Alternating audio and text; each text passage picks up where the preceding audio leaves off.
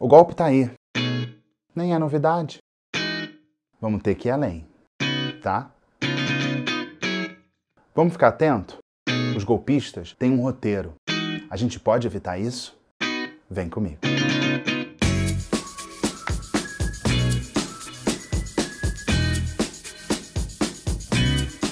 Colombo Garrone de volta, tudo bem, gente? Sabe que eu gosto. Eu gosto de estar aqui e falar Colombo Garrone de volta, tudo bem, gente?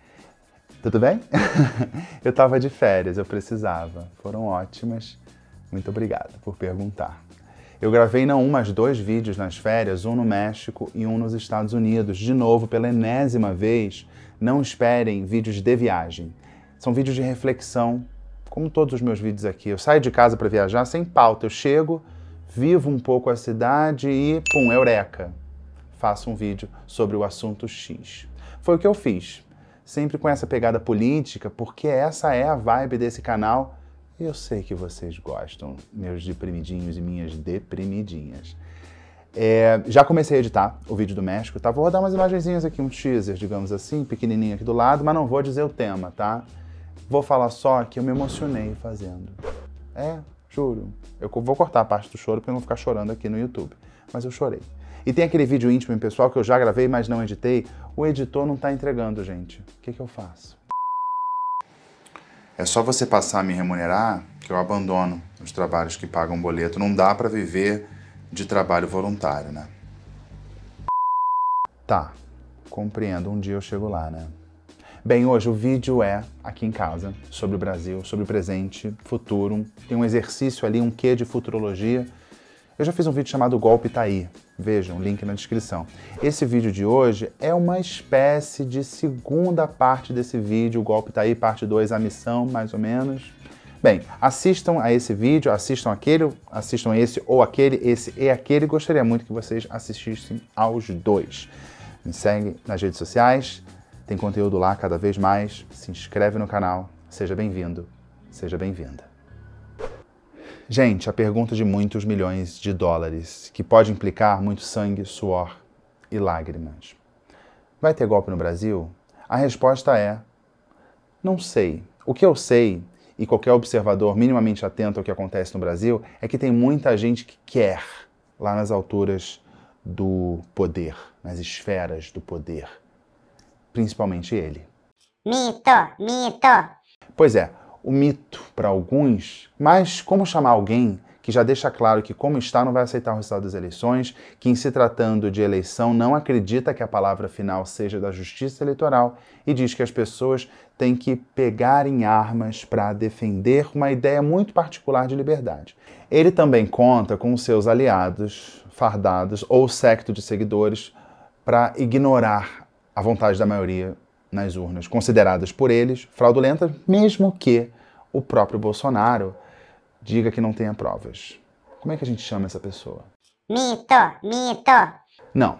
Fora da seita bolsonarista, atitudes e declarações assim compõem o caráter de alguém que, sem medo de errar e de ser injusto, alguém que podemos chamar de golpista. Em inglês, eles usam como em francês, né? Em francês, coup d'état. Em inglês chama coup d'état ou só coup. Tudo que a gente não quer no Brasil é tomar no coup, né? Eu tô falando inglês. Pode não? Onde é que eu tava? Bolsonaro é golpista. Eu acho que para quem assiste ao canal, isso não é nenhuma novidade, muito pelo contrário. Isso é uma verdade inquestionável. Palavra difícil, um truísmo. Quase uma lei da natureza, eu diria. É golpista sob a ótica da sociologia, da ciência política, do direito, da história, até da psicanálise, porque falta muita terapia ali. Bem, por todos os lados, Bolsonaro é golpista. Tamo juntos? Tamos, né? Agora, deprimidinhos e deprimidinhas, o que fazemos com essa informação? Senta e chora, deita na BR, faz um harakiri. Você sabe o que é harakiri? Que é aquela técnica, aquele método de suicídio japonês dos samurais que eles se matavam enfiando uma espada assim no abdômen. Na minha família tinha uma versão do harakiri que a gente brincava que era o aracuru baiano, que seria com dendê, em vez do abdômen seria no aracuru, entendeu? Coisa de família Garrone. Mas tem que ficar claro aqui, se a Regina Duarte, aliás, por onde anda a Regina Duarte, né? Se ela disse que Bolsonaro é um homem dos anos 1950, com mentalidade dos anos dourados, ele pode ser isso. Em se tratando de golpe, Bolsonaro pode até ser a moda antiga, mas na prática, aqueles golpes com tanques, prisão e morte de líderes estão menos frequentes.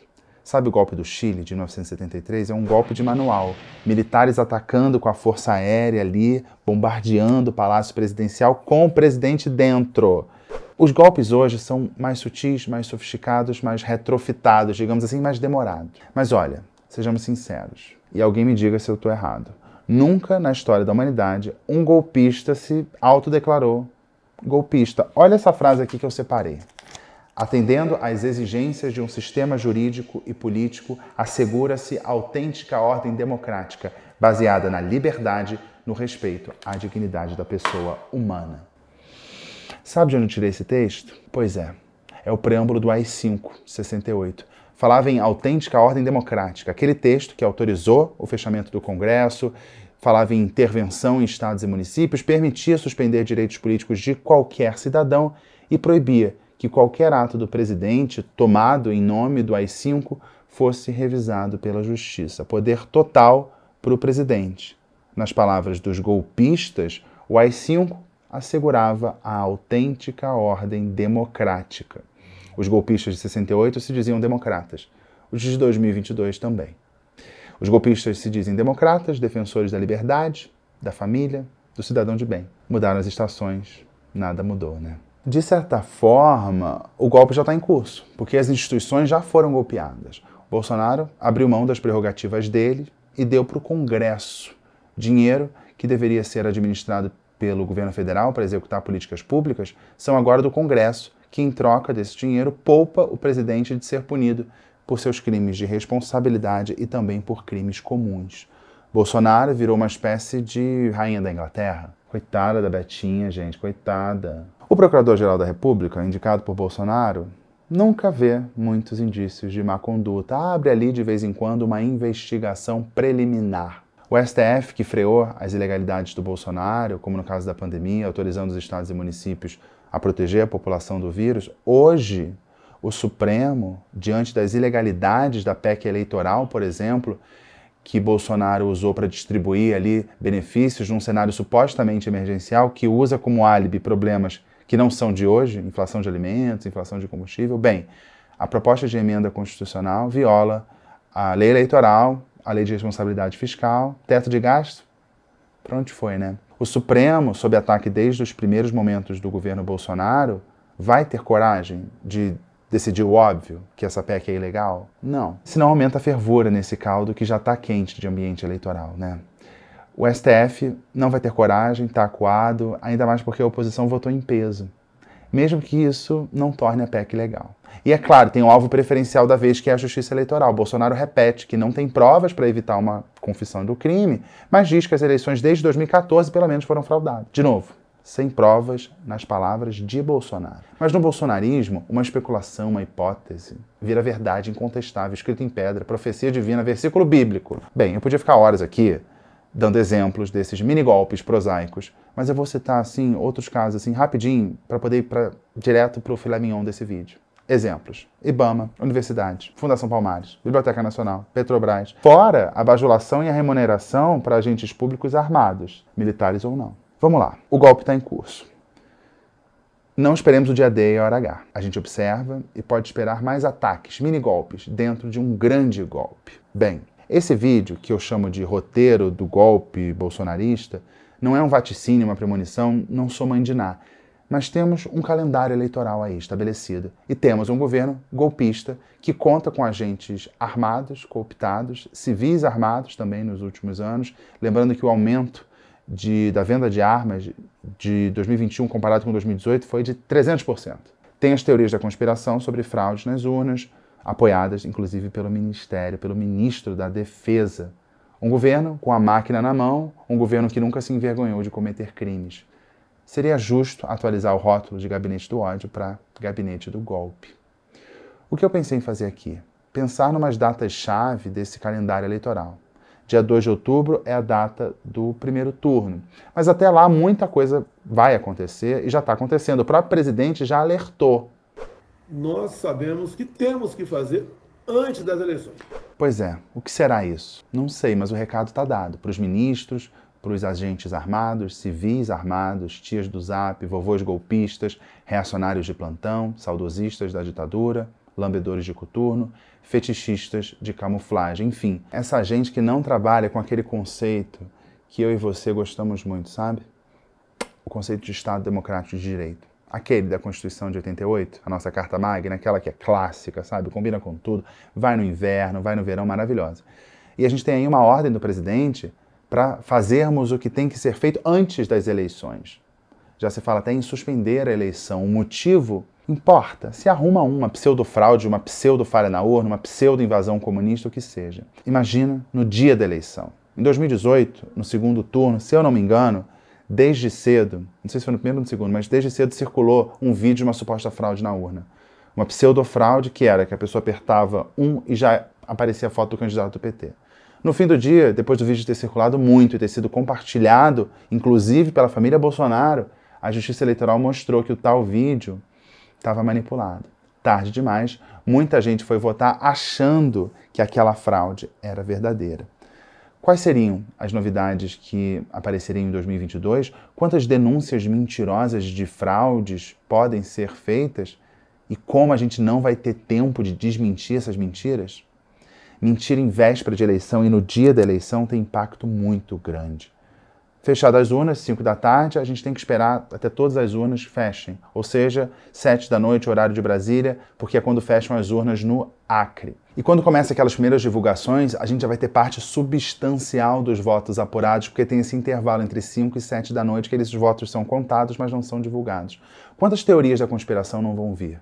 É provável que haja um peso maior para Bolsonaro nesse momento, já que os estados do Sul são mais rápidos na apuração tradicionalmente, e esses estados, a gente sabe, são mais bolsonaristas. Se a gente pensar que o Nordeste demora mais para apurar, e tradicionalmente são estados mais lulistas, imagina o que os bolsonaristas não vão dizer.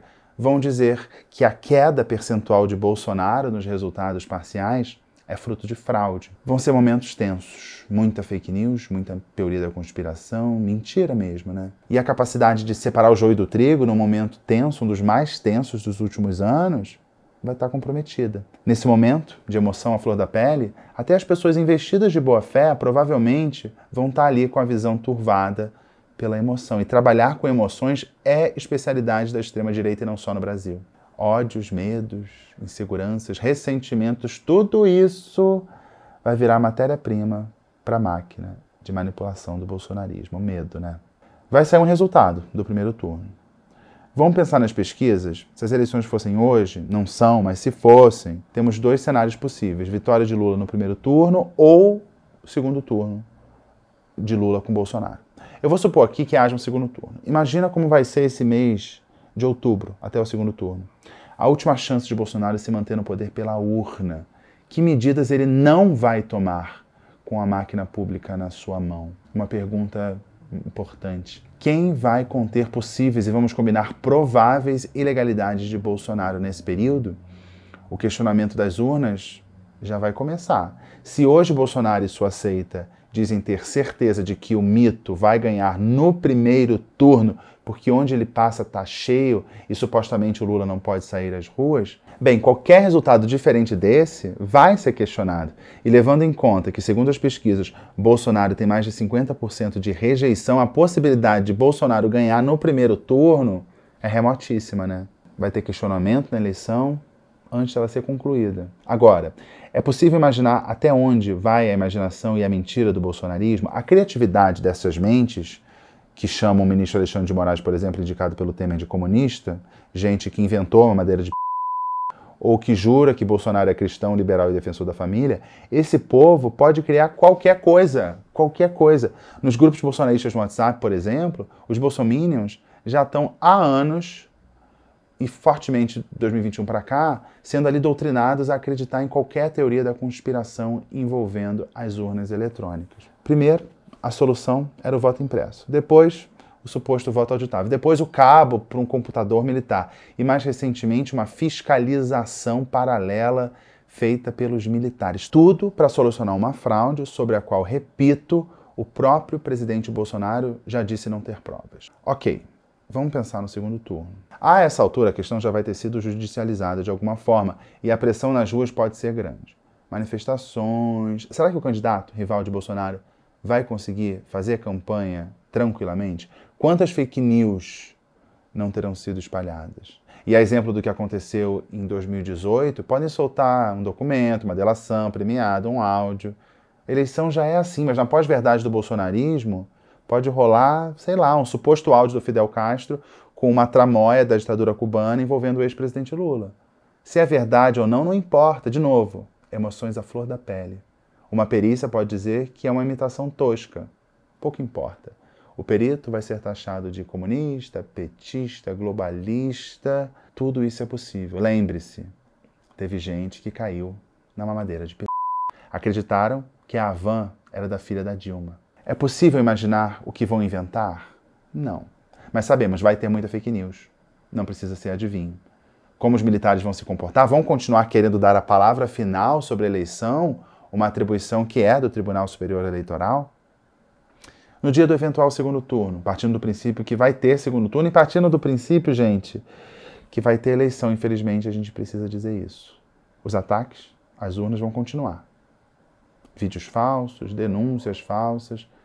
Vai ter, no mínimo, uma tensão no ar na apuração. Vamos lá, suponhamos que o resultado do segundo turno confirme o que dizem todas as pesquisas sérias. Se a eleição fosse hoje, vale dizer. Lula vencedor. Esperamos, no mínimo, enxurradas de questionamentos na justiça, como nos Estados Unidos. Mas precisa ter embasamento? Não.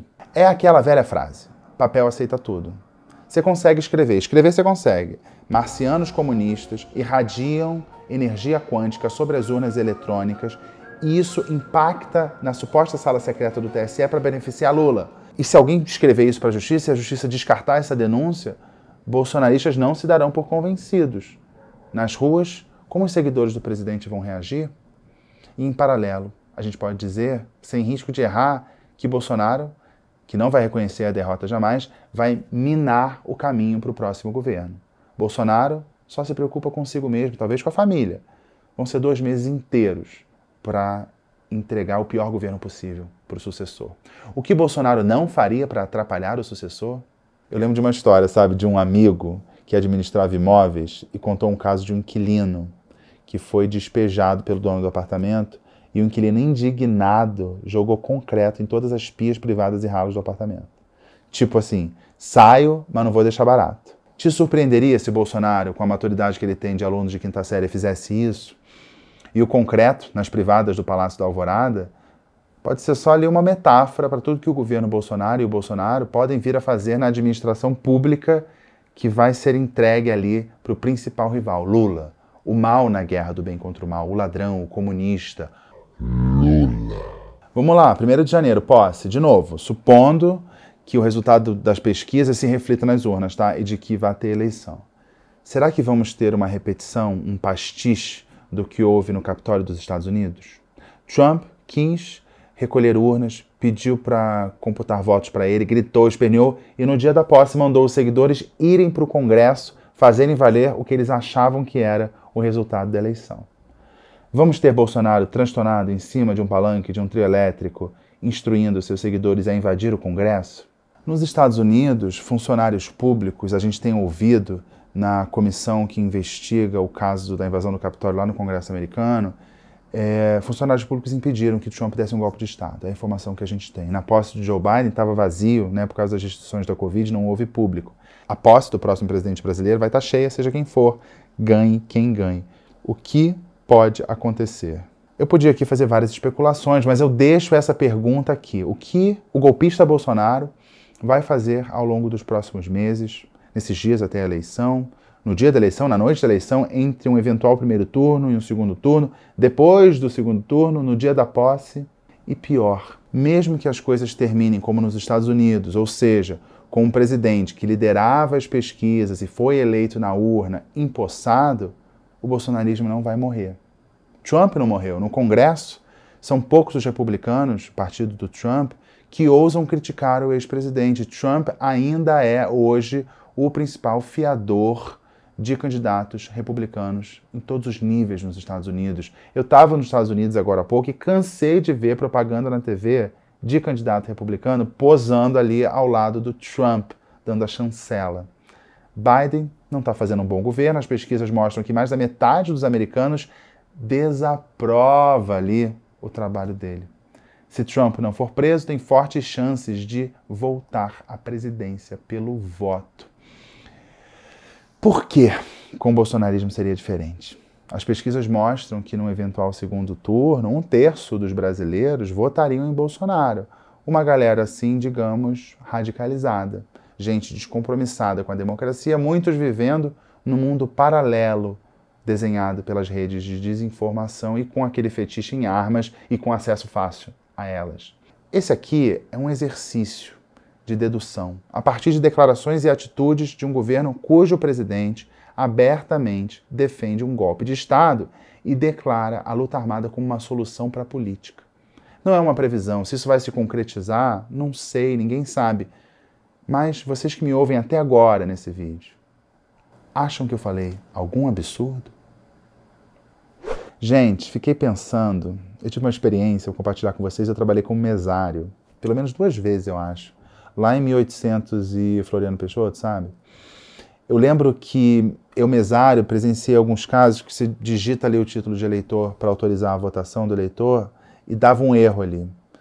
Para o mesário só aparece isso, erro, porque o mesário nem sabe. Os motivos podem ser vários, assim, a pessoa, por exemplo, não justificou o voto na eleição anterior, não sei. Mas eu, como mesário, eu era orientado a dizer para o eleitor buscar a justiça eleitoral. Mas, na prática, o eleitor não votava naquela eleição. Imagina isso hoje. Pode acontecer de novo. Eu estou falando bem antigamente, mas pode acontecer de novo. O que a gente vai ouvir de um eleitor bolsonarista? A urna é comunista, o TSE é comunista, você é comunista, o mundo é comunista. Não estranharia se um mesário fosse agredido por esse motivo. Infelizmente. Minha experiência como mesário é chata, bem chata. Mas é algo muito técnico. Nunca um funcionário do TRE, nos treinamentos pelos quais eu passei, e foram muitos, nunca um funcionário mencionou o nome de qualquer candidato. Pelo contrário, a gente era orientado a jamais falar, conversar entre a gente ali sobre candidato, partido, números e tal. Nada. E eu achava que o caráter técnico da justiça brasileira era algo dado, imutável. Não é. Parcela substancial da população, apesar da falta de provas, não confia mais na urna, no processo eleitoral e nos julgadores de eventuais questionamentos sobre a eleição. Esse é o cenário que a gente está vendo. E eu queria compartilhar com vocês uma coisa, uma apuração. Eu devia ter botado isso no início, mas agora que eu pensei de compartilhar com vocês uma apuração.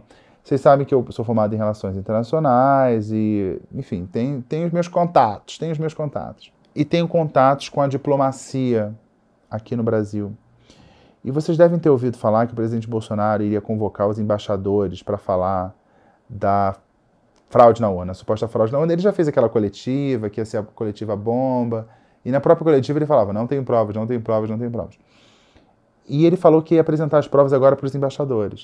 O que minhas fontes dizem? Minhas fontes dizem que o povo da diplomacia, que supostamente seriam as pessoas convidadas para esse evento e que o Bolsonaro falaria toda a verdade, nem sabiam.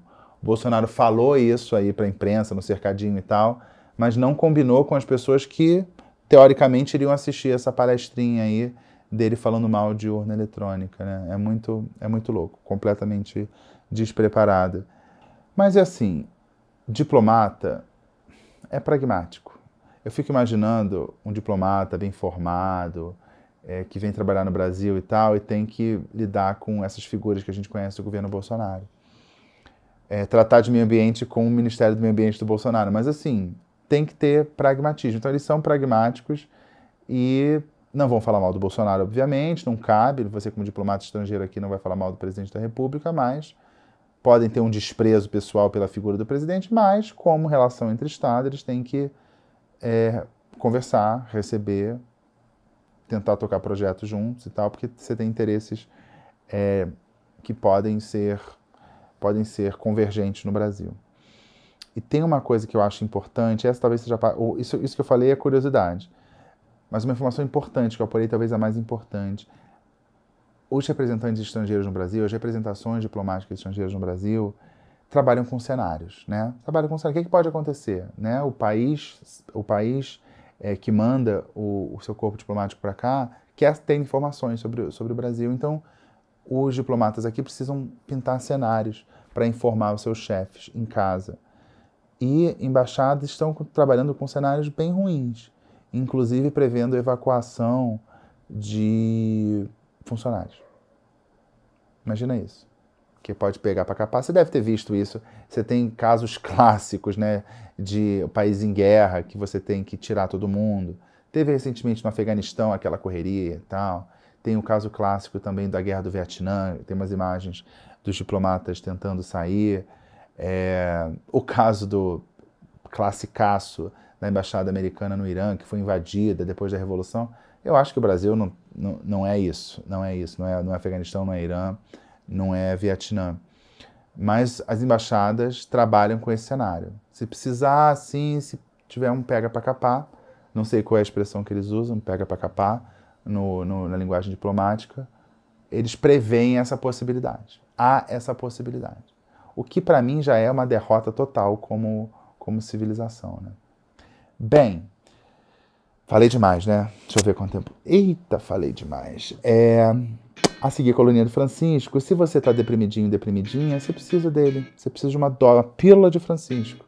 Porque o Francisco é puro carinho, mas é um carinho do jeito dele. Cachorros manifestam carinho de um jeito. O Francisco é um cachorro, mas ele manifesta carinho como um cachorro, mas com algumas especificidades. Quer conhecer? Veja na Colonia do Francisco. Quando o Goni fica por aqui, fiquem aí, se inscrevam, porque vem coisa aí. Só vídeo gravado tem 3, só tem que editar e o editor, né, tem que colaborar. Mas vem coisa aí. E durante a viagem eu pensei várias coisas, eu fiquei mandando mensagem naquele grupo do WhatsApp que eu tenho comigo mesmo, ideias para fazer vídeo aqui. Então vai rolar, tem coisa. Assunto não falta, tá? Aquela frase conhecida que é quase um clichê. De tédio a gente não morre, tá? Então eu fico por aqui, seguir Colonia do Francisco, beijo, tchau, até a próxima.